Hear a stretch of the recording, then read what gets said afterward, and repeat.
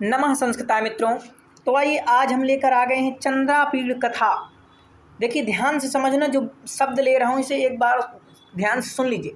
चंद्रापीड़ कथा का कथासार, यानी चंद्रापीड़ की जो कथा है, जीवन परिचय है, उसकी कथा आप सुने होंगे। कथा किस प्रकार से सुनाई जाती है? एक कहानी के टाइप में। तो मैं आपको कथा सुना रहा हूँ, आपको कथा सुनना है, ठीक है। कथा सार अगर आप सुनेंगे तो बिल्कुल आसानी पूर्वक आपको याद हो जाएगा कि चंद्रापीड़ की कथा में कौन कौन सी घटना आई हैं। और देखिए इससे जो महत्वपूर्ण प्रश्न हैं बहुत आएंगे, जैसे कि पूछेगा आपसे कि जो आपके लघु उत्तरीय प्रश्न आएंगे तो पूछेगा कि तारापीड़, तारापीड़ है ना, तो तारापीड़, राजा तारापीड़ के पुत्र का क्या नाम था? तो आप बताएंगे चंद्रापीड़ नाम था। तो इस कहानी को आप जब सुन लेंगे पूरी तो आपको बिल्कुल पता चल जाए कादम्बरी कौन है, महाश्वेता कौन है, इंद्रायुध कौन है, चंद्रापीड़ कौन है, किसके कौन माता पिता है। तो आपको बिल्कुल स्टोरी से समझ में आ जाएगा, ठीक है। तो आइए शुरू करते हैं। यहाँ से देखिए, आपको ये नहीं देखना है कि ये प्राचीन काल में शूद्रक नाम का एक राजा था, विदिशा। आपको देखिए स्क्रीन पर सब दिखाई दे रहा है, आप पढ़ भी सकते हैं। आपके पास किताब है, नहीं है तो मैं आपको PDF दे दूंगा। बस मैं जो आपको सुना रहा हूँ ध्यान से सुन लीजिए। तो देखिए मित्रों, ये बहुत ही प्राचीन कहानी है। प्राचीन काल में एक शूद्रक नाम का एक राजा रहता था। विदिशा उसकी नगरी कही जाती थी। वह राजधानी पर बहुत ही उत्सव से रहता था, बहुत ही खुशी से रहता था।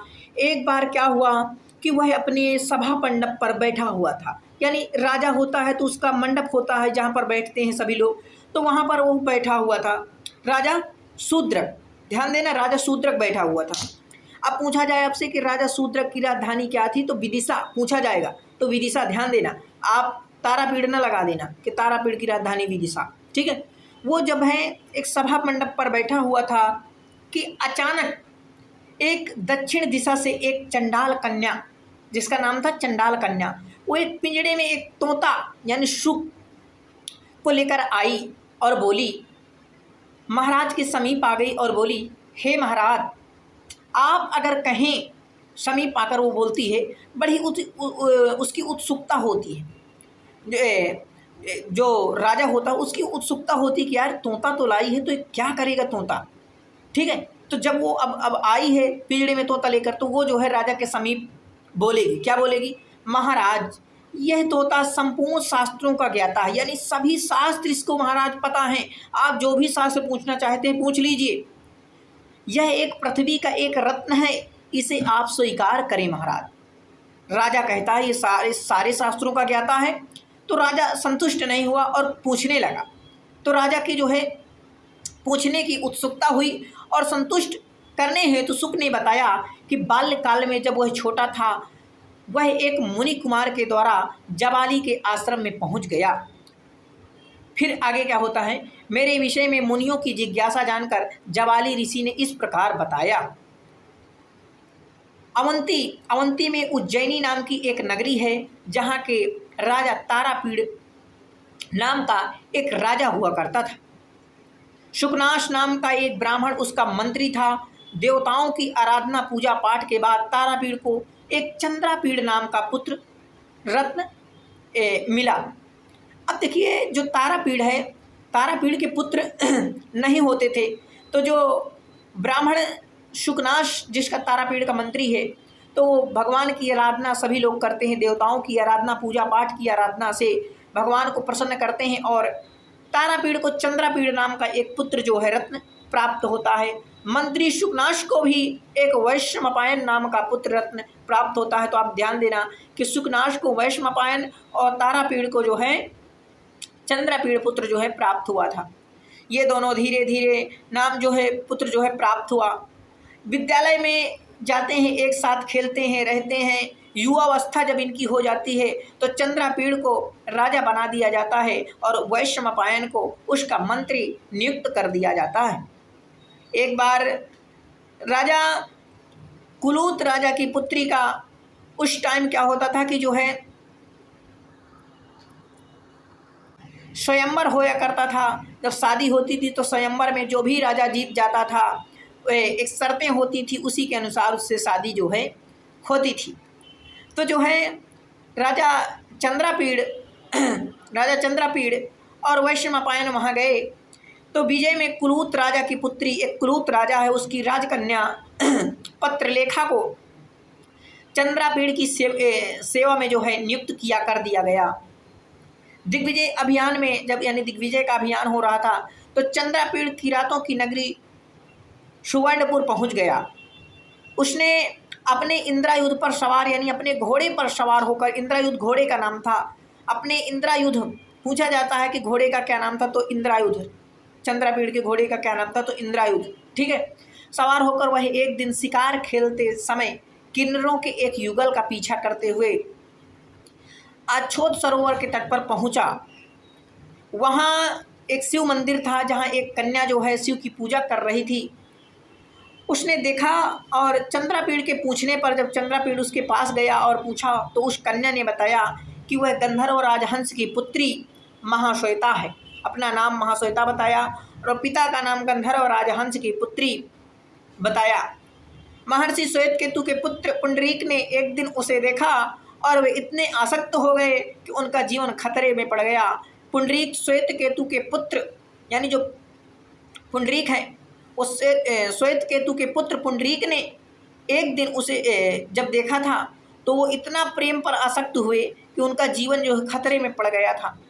पुंडरीक के मित्र का नाम है कपिंजल। जब ऐसी सूचना पाकर रात्रि में जब मैं उनसे मिलने यहाँ पहुँची तब वे अपना प्राण त्याग चुके थे। ये जो है गंधर्वराज हंस की पुत्री महाश्वेता चंद्रापीड़ को बता रही है, कथा ध्यान से सुनना। तो जो है जब महाश्वेता कह रही जब मैं वहाँ मिलने पहुँची तब वे अपना प्राण जो है त्याग चुके थे। मैंने उनके शरीर के साथ सती होने का निर्णय लिया तो तभी कोई उनके शरीर को लेकर आकाश में उड़ गया और उसी समय मुझे आकाशवाणी सुनाई पड़ी कि श्राप का अंत होने पर, जब इसका श्राप है तो इसका जब श्राप अंत हो जाएगा तो यह फिर तुमसे मिलेगा, तब तक तुम यहीं रहकर तपस्या करो। कुछ देर के बाद पुंडरीक का मित्र जो कपिंजल था, जो मेरे सामने निकट खड़ा था, अचानक मुझे अकेला छोड़कर दूर आसमान में उड़ता हुआ कह रहा है। महाश्वेता जो है बता रही है कि जो है आकाश में जो है विलीन हो गया। महाश्वेता अपनी आप बीती चंद्रापीड़ को सुनाती है और उसका उचित जो है सत्कार करती है। अतिथि जिस प्रकार से देखिए एक मेहमान के रूप में आए हैं, चंद्रापीड़ राजा हैं तो उनका अतिथि सत्कार करती है। महाश्वेता एक दिन चंद्रापीड़ को अपने साथ लेकर अपनी प्रिय सखी जो यानी कि महाश्वेता की सखी का नाम है कादम्बरी, तो अपनी प्रिय सखी कादम्बरी को समझाने के लिए हेमकूट गई थी। हेमकूट एक पर्वत है, वहाँ जो है गई। सखी के दुख से प्रभावित होकर कादम्बरी विवाह नहीं करना चाहती थी, किंतु महाश्वेता के साथ पहुँचे युवराज चंद्रापीड़ को देखते ही वह उन पर आसक्त हो गई, यानी उनके प्रेम पर आसक्त हो गई। कुछ दिनों के उपरांत अपनी सेविका पत्रलेखा को वहीं रुकने के लिए कहकर और चंद्रापीड़ अपनी सेना में जो है लौट जाते हैं, किंतु वहां आए पत्रवाहक से मिले पत्र को पढ़कर वैशंपायन उनके सेवक को पत्रलेखा के साथ जाने का आदेश देते हैं। राजा चंद्रापीड़ और अपनी राजधानी लौट आया। कुछ दिनों के बाद एक दूत के माध्यम से कादम्बरी का संदेश पाकर वैशंपायन की खोज के बहाने चंद्रापीड़ कादम्बरी से मिलने चल पड़ा। यात्रा के बीच में ही जब चले तो यात्रा के बीच में ही चंद्रापीड़ को जानकारी प्राप्त हुई कि अछोत सरोवर के किनारे वैशंपायन पड़ा हुआ है। वह वापस आना ही नहीं चाहता। चंद्रापीड़ के वहाँ पहुँचने पर महाश्वेता ने उसे बताया कि वैशंपायन ने उसके प्रति दुर्व्यवहार किया, जिसके कारण उसने उसे सुख हो जाने का श्राप दे दिया है। चंद्रापीड़ जब इतना सुनते हैं, उसके मुख से सुनते ही वहीं गिरकर मर जाते हैं। यह दृश्य देखकर पत्रलेखा भी इंद्रायुध को लेकर अछोत सरोवर में कूद पड़ी और अपने प्राणों को निछावर कर दी। तदंतर इसी बीच सरोवर से एक पुष्प निकल आया। पुष्प नहीं है, ये पुरुष निकला। वहाँ से एक जो है पुरुष निकला और सारी कथा कादम्बरी और महाश्वेता को सुनाकर दोनों को अपने प्रेमियों से पुनर्मिलन होने के लिए आश्वस्त किया कि ये तुम दोनों प्रेमी तुम्हें मिलेंगे और फिर राजा शूद्रक जो है, राजा शूद्रक शुक के मुख से इतना सुनते ही मृत्यु को प्राप्त हो गया। इस घटना के बाद चंद्रापीड़ जीवित हो गया और फिर चंद्रलोक से पुंडरीक भी आ गया। परिणाम स्वरूप चंद्रापीड़ का कादम्बरी के साथ और पुंडरीक का महाश्वेता के साथ विवाह संपन्न होता है। अगर आप इस कथा को ध्यानपूर्वक समझे होंगे, सुने होंगे, तो ये देखिए अगले एग्जाम आप जब करेंगे टीजीटी पीजीटी में भी आपको ये जो है काम देगा और वहाँ भी जो है ये पूछा जाता है अगर आप संस्कृत लेकर आके पढ़ रहे हैं। नमः संस्कृताय मित्रों, अब हम मिलेंगे आपको अगली वीडियो में। नमः संस्कृताय मित्रों।